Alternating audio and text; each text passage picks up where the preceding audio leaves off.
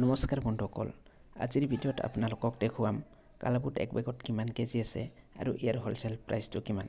তাৰ আগতে আপোনালোকক এটা কথা কওঁ যে আজিকালি বহুত গেলামাল দোকানী আছে, তেওঁলোকে নাজানে এক বেগত কিমান কেজি আছে, কি বস্তু এক কাৰ্টনত কিমান পেকেট আছে। সেইকাৰণে আজিৰ ভিডিঅ'টো আপোনালোকে শেষলৈকে চাব।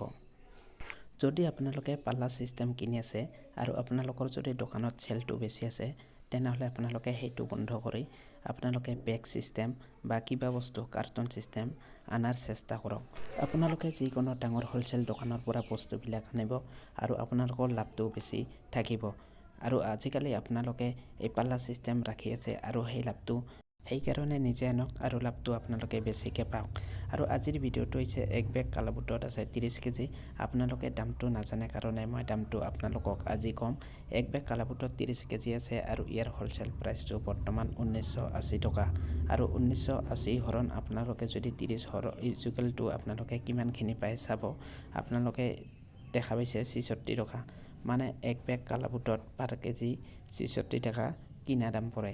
আৰু আপোনালোকে যদি পাল্লা চিষ্টেম কিনি আছে তেনেহ'লে সেই কালাবুটৰ দামটো হয়তো 70 টকা পৰি আছে।